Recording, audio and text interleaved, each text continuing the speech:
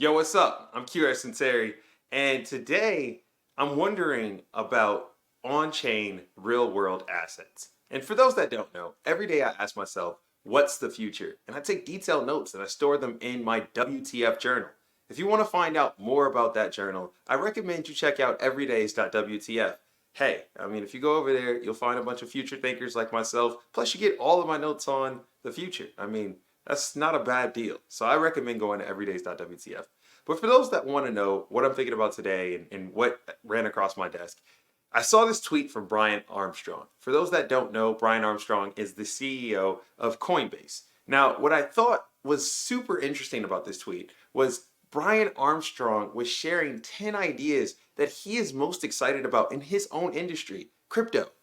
And it's great to see that type of generosity come from a top level executive at a publicly traded company. Like you don't see this that often. And he didn't just share one idea. He didn't just say, "Hey, I've got, this rough sketch or this white paper." He shared 10 ideas with examples, a brilliant presentation. It was 20 minutes long, and I thought one of the things that was super fascinating when I went through it all was not only how he laid it out. He had a blog post, he had a video, he had tweets. He laid it out really, really thoroughly. You could tell that this just wasn't something that was done on the fly. Like he actually wanted to do this. And I respect Brian a lot for that because he's in an industry right now where they're going through a lot. And it's a crypto winter. Everyone is looking at Coinbase and all the other accompanying crypto startups, and they're under a lot of pressure. I don't have to express that here. We all know that.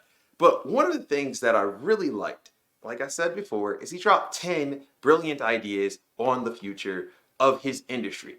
And all of these ideas were really well thought out. But one of the ideas that I want to call out, and I'm going to tell anybody to go actually watch this video if you're interested in the future of crypto or just emerging technologies in general. This is a masterclass in what, a thought leader in the space could showcase and kind of pass the baton down to the next generation. I thought that this was a good example of that. Go check it out. But the thing that I most liked from this presentation was his breakdown of tokenizing real world assets. I'm going to jump into that video right now. Tokenizing real world assets. Yeah, there's a lot of people talking about this. Today we have done this a little bit with fiat stablecoins. That's true. But tomorrow I think there are actually going to be more and more of these assets that get tokenized and put on chain. I think the main point here, it's a question of what type of assets, right? You could take a piece of artwork or piece of famous real estate and tokenize it, and people might own a little bit of it. But maybe the even more interesting idea here is if you look at other asset classes like debt that are very large and somewhat liquid, it would make sense to probably tokenize these and actually encode in the metadata certain properties of the debt, the terms, the conditions, standardize them, tokenize them. This would allow probably more liquid, more global markets for some of these assets to develop instead of each one of them being bespoke. It could even incorporate ratings like the equivalent of a rating agency in TradFi, but doing it in a decentralized way. And I think it would probably make a lot of these asset classes much more efficient. Even various commodities in the world, different crude oil, like different things that people want to trade. If we can encode the metadata, make those markets more liquid and more global, it's probably a big efficiency unlock. Yeah, there's a lot here. You can even see here in the blog, it was a little bit different where they talked about how a great example of this is USDC, which is one of the first proven scaled on-chain manifestations of real-world assets on the blockchain because you take the US dollar and you created a digital equivalent that is on a blockchain and it works and you have liquidity and you have trust and credibility all on that and people use it day in and day out.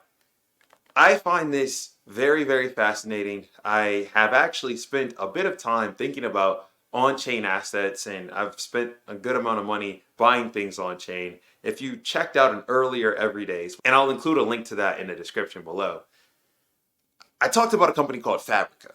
Fabrica allows you to buy land on the blockchain. And all you have to do is, get your crypto, get your wallet, connect it, and then go shopping. I just was on the website earlier today and I came across this property here in Kern County, California.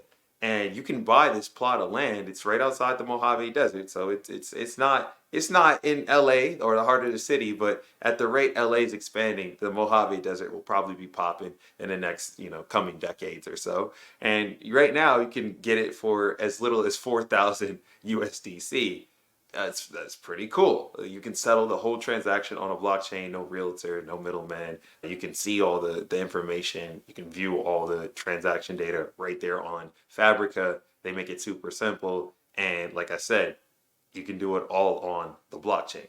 That to me is true transformation. And there's a lot of companies that are working towards this future where we will be able to just cut out all of the middlemen in some of these transactions, make them more seamless, make them easier, make them more liquid. Like, if you have a home today and you want to sell your home, you've got to go through this whole process of listing it and enlisting the people to help you in listing it. And you got to pay all these fees. And, it can be troublesome if you just need to get out immediately. And oftentimes the people that just have to get out, they get squeezed and, they're leaving some cheese on the table. And you don't want to be in that position. So the blockchain could actually help from that standpoint. The thing is it's going to take some time, and that's why even a person like Brian is sitting up top from his position and he's saying, hey, this is the future if you listen. And I like that. So every day I ask myself, what's the future? I take detailed notes. I'm going to include links to everything that I talked about today in this video in the everyday's notes below. If you want to check that out, you can also go to everydays.wtf. There's hundreds of notes over there all about the future. And if you want daily notes on the future, you know where to get them. Other than that, I will catch you in the future, and until next time.